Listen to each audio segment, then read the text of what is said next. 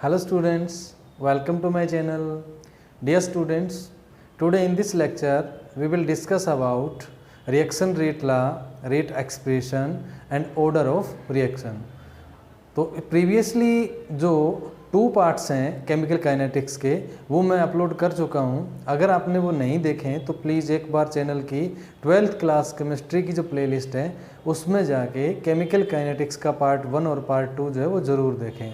और चैनल को सब्सक्राइब नहीं किया है तो प्लीज़ चैनल को सब्सक्राइब करें, और वीडियो पसंद आ रही है तो प्लीज़ अपने फ्रेंड्स में शेयर करें और लाइक करें। अब चलते हैं आगे। केमिकल काइनेटिक्स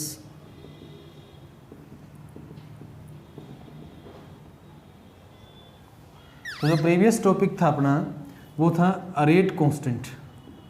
रेट कांस्टेंट तो रेट कांस्टेंट के बारे में हमने पढ़ा।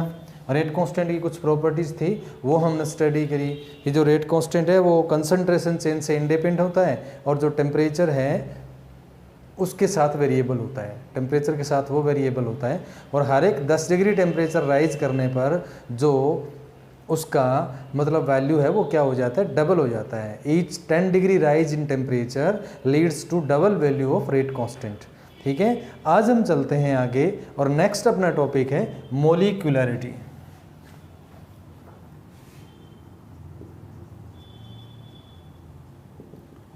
Molecularity it is defined as number of participants atom ions or molecules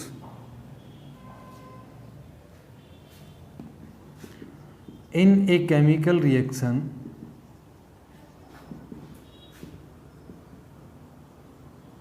is called molecularity। कि कोई भी रिएक्शन लेते हैं हम, उसके अंदर जो उसके कॉन्स्टिट्यूएंट्स हैं रिएक्टेंट के, ठीक है, कितने मॉलिक्यूल्स जो हैं वो पार्टिसिपेट कर रहे हैं, तो उसको हम क्या बोलेंगे, नंबर ऑफ मॉलिक्यूल्स आयंस या एटम्स हैं उनको बोलते हैं मोलिकुलरिटी।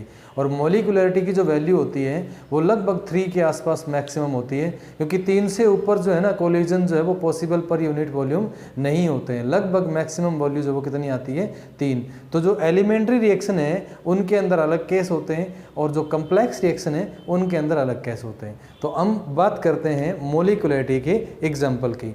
ठीक है, तो जैसे मेरे पास एक एग्जाम्पल है अमोनियम नाइट्राइट का। अमोनियम नाइट्राइट जो है, ठीक है, ये नाइट्रोजन प्लस 2H2O में डिसोसिएट हो रहा है। दूसरा एग्जाम्पल हम लें, जैसे हाइड्रोजन आयोडाइड का एक वेल नोन एग्जाम्पल है 2HI is equal to H2 plus I2।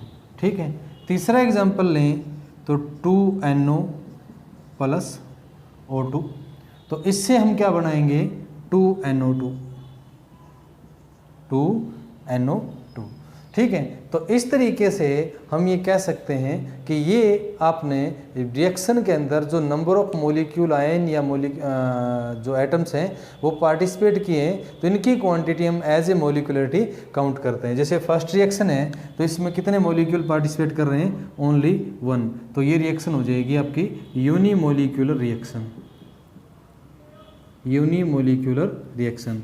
Second जो है उसके अंदर 2 मॉलिक्यूल पार्टिसिपेट कर रहे हैं तो ये हो जाएगी बाई मोलिक्यूलर रिएक्शन। ठीक है, और तीसरे में 3 है, 2 ये और 1 ये, तो ये हो जाएगा ट्राई मोलिक्यूलर रिएक्शन। ठीक है, तो ये अलग अलग जो मॉलिक्यूल हैं उनकी मोलिकुलरिटी होगी।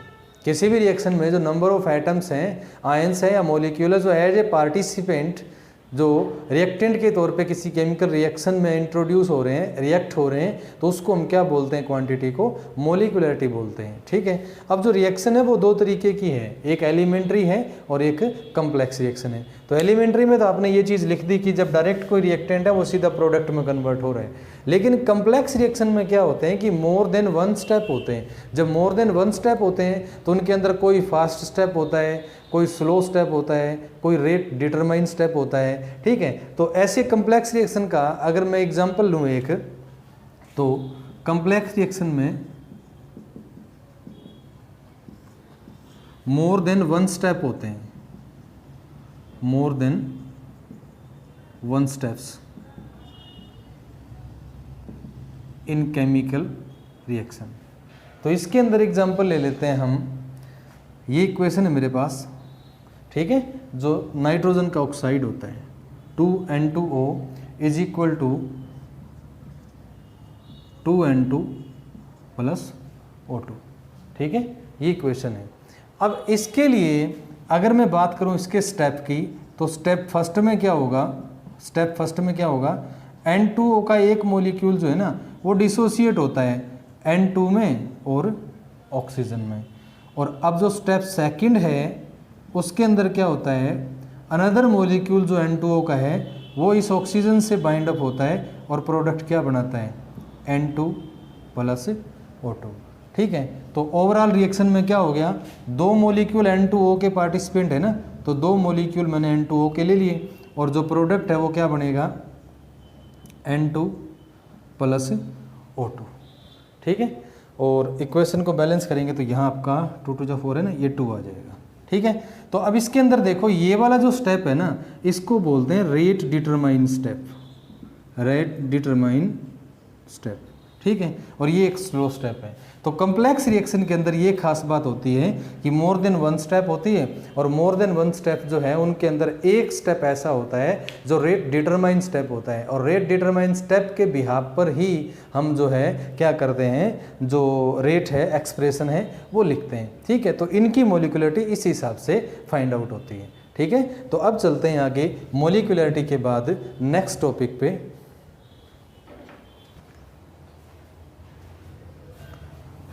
Next law of mass action, इसको थोड़ा सा हम रिवाइज करेंगे। क्लास +1 में इक्विलिब्रियम चैप्टर जो है उसके अंदर आपने रेट एक्सप्रेशंस लिखे थे, ठीक है।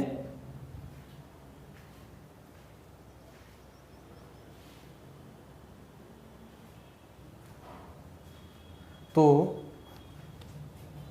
उसके अकॉर्डिंग क्या था कि जैसे मेरे पास ये रिएक्शन है A plus B C plus D, stoichiometric coefficient इसका स्मॉल a है, इसका स्मॉल b है, इसका स्मॉल c है और इसका स्मॉल d है, ठीक है। तो ऐसे में लॉ ऑफ मास एक्शन के अकॉर्डिंग अगर मैं एक्सप्रेशन लिखता हूँ फॉरवर्ड रिएक्शन के लिए, ठीक है, ये है मेरे पास फॉरवर्ड रिएक्शन, तो rate of reaction is directly proportional to active concentration of reactants. तो एक्टिव कंसंट्रेशन ऑफ रिएक्टेंट आपके पास एक तो A हो गया और दूसरा B, और रेजिंग जो इनकी पावर है वो इनके स्टोइकोमेट्रिक कोफिशिएंट के इक्वल होती है A एंड B, ठीक है। तो ये हमने लॉ ऑफ मास एक्शन में चीज़ पढ़ी। अगर मैं रेट ऑफ बैकवर्ड रिएक्शन लिखूंगा तो C और D आ जाएंगे और इनके एक्टिव कंसंट्रेशन जो है ना, ठीक है, उसकी रेजिंग पावर जो है वो इनके स्टोइकोमेट्रिक कोफिशिएंट के इक्वल आ जाएगी। ये लॉ ऑफ मास एक्शन में पढ़ा हमने। But experimentally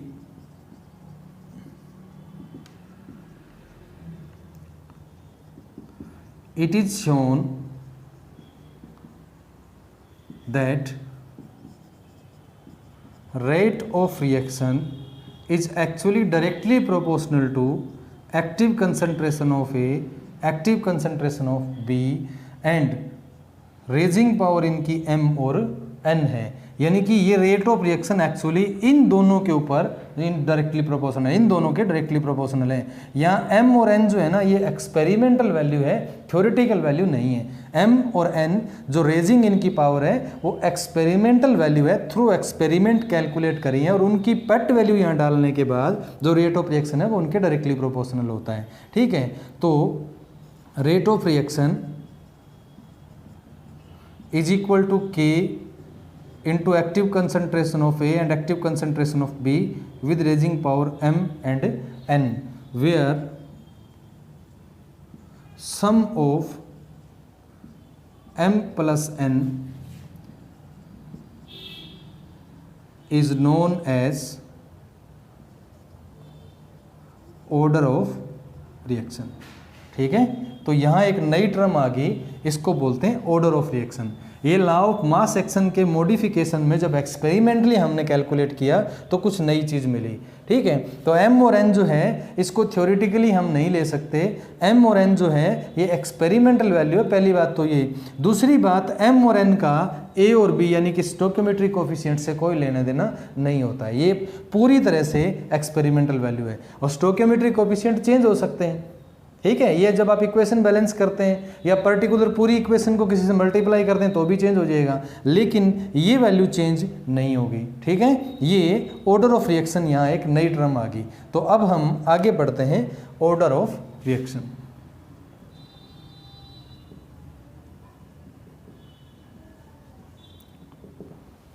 order of reaction को हम कैसे डिफाइन करेंगे? It is defined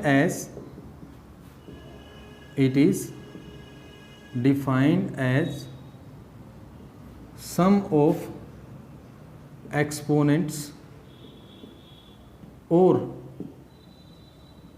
sum of active powers to which rate of reaction is actually expressed in reaction rate law. ठीक है, तो रिएक्शन रेट लॉ में जब मैं रेट ऑफ रिएक्शन का एक्सप्रेशन लिखता हूँ, उस एक्सप्रेशन में जो एक्सपोनेंट है, जो एक्टिव पावर है, on the behalf of experimental value, not theoretical, on the behalf of experimental value, जो रेट ऑफ रिएक्शन का एक्सप्रेशन है, उस एक्सप्रेशन में जो एक्टिव पावर या एक्सपोनेंट है उसका सम है, उसको हम क्या बोलते हैं? Order of reaction. ठीक है, जैसे मेरे पास ये एग्जांपल आ गया, A plus B is equal to C plus D। जो स्टोइकियोमेट्रिक कोफिशिएंट है वो A और B है इनके, ये इसका C और इसका D है। तो अब अगर मैं रेट ऑफ एक्सप्रेशन लिखता हूँ ना, तो rate of reaction is equal to K into active concentration of A and active concentration of B with respect to जो ऑर्डर है ना, वो एक्सपोनेंट लेने हैं आपने। तो यहाँ पे अल्फा ले लेंगे और यहाँ पे बीटा ले लेंगे। तो alpha plus beta is equal to क्या हो जाएगा? Order of reaction. ठीक है, और यहाँ लिख देते हैं alpha and beta can only be calculated experimentally only. ठीक है, ये सिर्फ आप एक्सपेरिमेंटल कैलकुलेट कर सकते हैं, ये थ्योरेटिकल वैल्यू नहीं है। ठीक है, तो ये चीज़ आपको ध्यान करनी है। अब जो ऑर्डर किसी के लिए भी लिखेंगे तो वो रेट एक्सप्रेशन जो एक्सपेरिमेंटल वैल्यू है उसकी रेट एक्सप्रेशन के इक्वल लिखेंगे। और रेट एक्सप्रेशन जो है ना, ठीक है, वो कैसे लिखा जाता है? रेट एक्सप्रेशन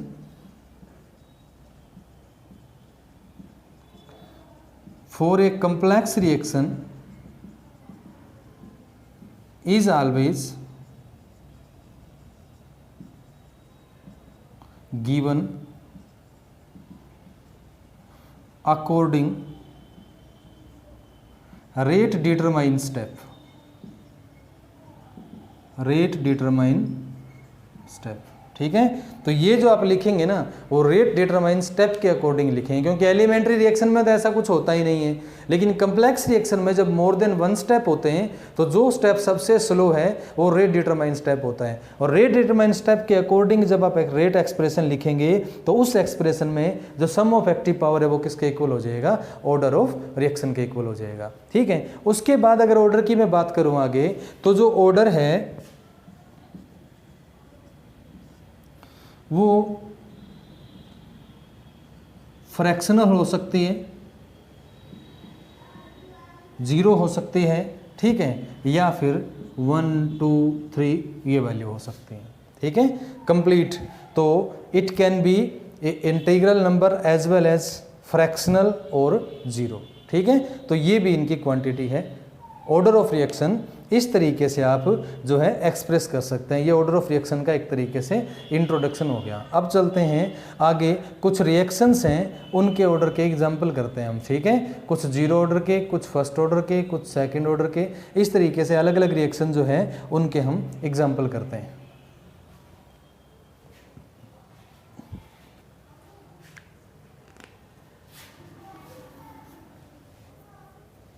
नेक्स्ट है example of different order of reaction. तो first of all zero order reaction.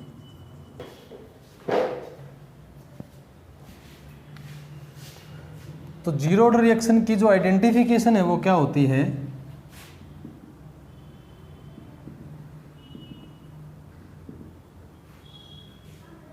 Catalyst अगर अवेलेबल है इक्वेशन में या सनलाइट की प्रेजेंस है, एरो पर इस तरीके की कोई चीज़ है ना, तो वो जीरो ऑर्डर की रिएक्शन होती है। जैसे एग्जांपल के तौर पे मैं लिखता हूँ N2 + 3H2 = 2NH3 और यहाँ मैं आयरन कैटलिस्ट लिख देता हूँ। तो कैटलिस्ट की प्रेजेंस की वजह से क्या हो गया।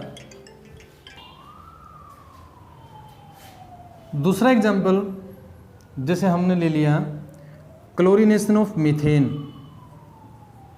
और ये सनलाइट की प्रेजेंस में हो रहा है, ठीक है। तो आपके पास प्रोडक्ट ये आ जाएगा, ये भी जीरो ऑर्डर की रिएक्शन है। और जीरो ऑर्डर की रिएक्शन की खास बात क्या होती है कि जो रेट होता है ना रिएक्शन का रेट, इधर है चेंज इन कंसंट्रेशन, तो रेट के साथ कंसंट्रेशन जो है ना, ठीक है, उसका इस तरीके से रिलेशन आता है, यानी कि there is no change in the rate of reaction with changing in value of concentration. Concentration change करेंगे तो रेट पे कोई असर नहीं होता। जीरो ऑर्डर रिएक्शन की ये खास बात होती है। उसके बाद एग्जांपल करते हैं फर्स्ट ऑर्डर रिएक्शन का। तो जो फर्स्ट ऑर्डर रिएक्शन है उसके अंदर क्या होगा, ग्राफिकल वैल्यू अगर मैं देखूं तो ये मेरे पास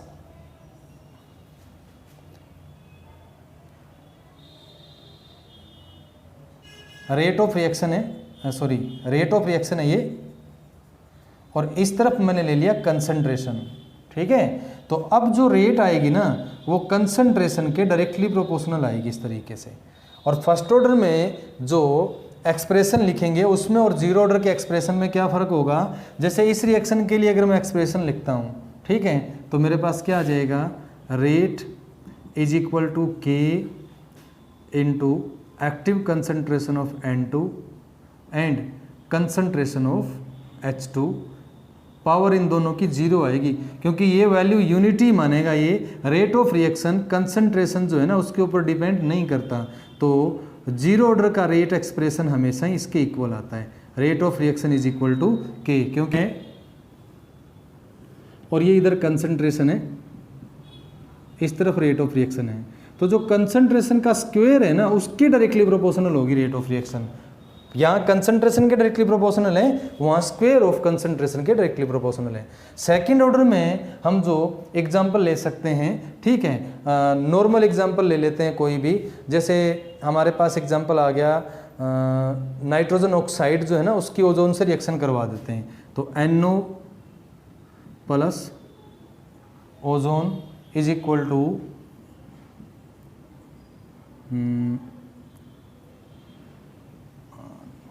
हाँ NO2 + O2, ठीक है।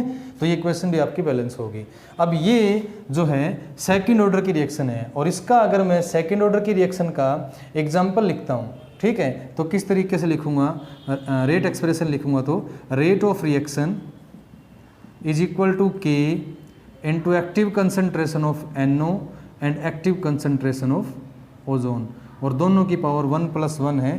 तो जो ऑर्डर हो जाएगा वो 1 + 1 = कितना हो जाएगा, 2, ठीक है। तो ये हो जाएगा सेकंड ऑर्डर रिएक्शन। उसके बाद थर्ड ऑर्डर रिएक्शन हो जाएगा।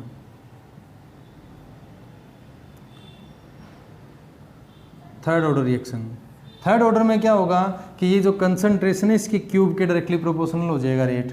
और थर्ड ऑर्डर जो है उसके एग्जांपल आपके सिलेबस में वैसे आते हैं बहुत कम है, लेकिन रैंडम कोई एग्जांपल करें तो आप ये ले सकते हैं 2NO plus O2 is equal to 2NO2, ठीक है। या आप एग्जांपल ले सकते हैं 2NO plus Br2 is equal to 2NO Br।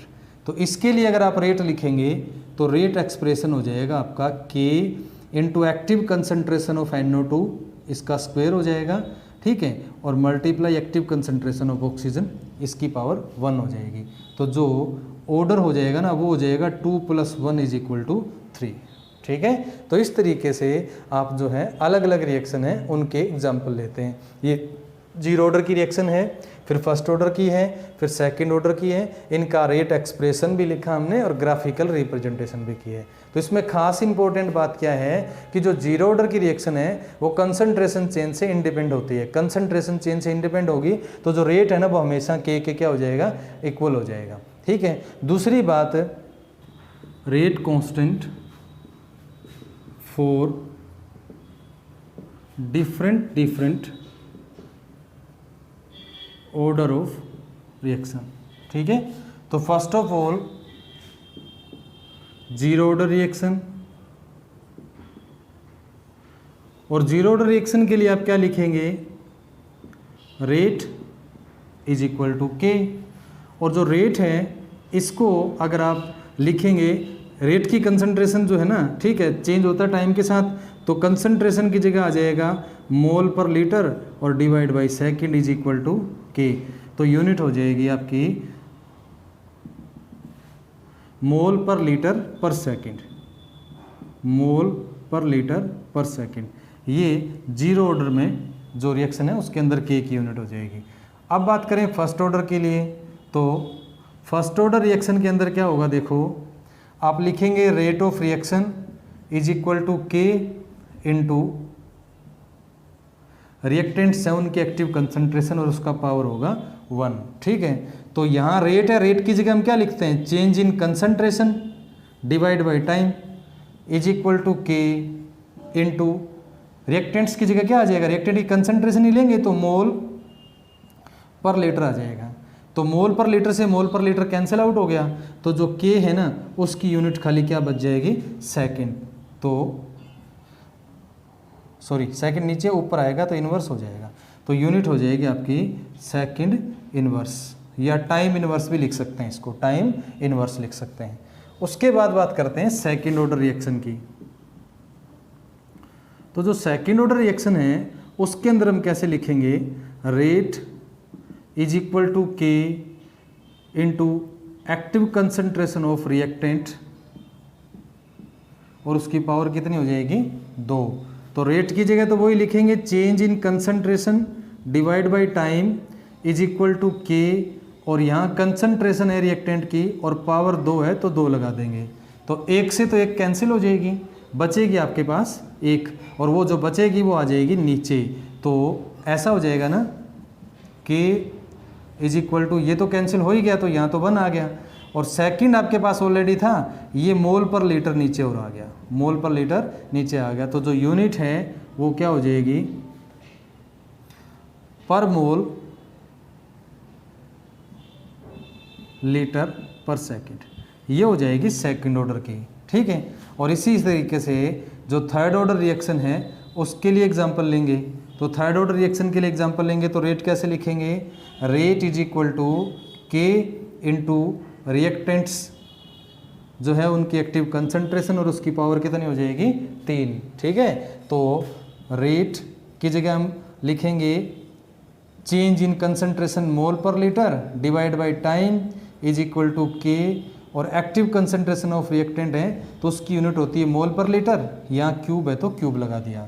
तो अब 1 से 1 कट जाएगा और 2 बच जाएंगे नीचे, तो एज इट इज इन दोनों का स्क्वायर कर देंगे हम, ठीक है। तो आपके पास जो यूनिट है वो क्या आ जाएगी, पर मोल स्क्वायर लीटर स्क्वायर पर सेकंड, ठीक है, ये आ जाएगी। थर्ड ऑर्डर रिएक्शन के लिए जो रेट कांस्टेंट है उसकी यूनिट। तो जो एमसीक्यूज हैं जहाँ ऑर्डर आइडेंटिफाई करना होता है ना, वहाँ पे ये बहुत ज़रूरी चीज़ है।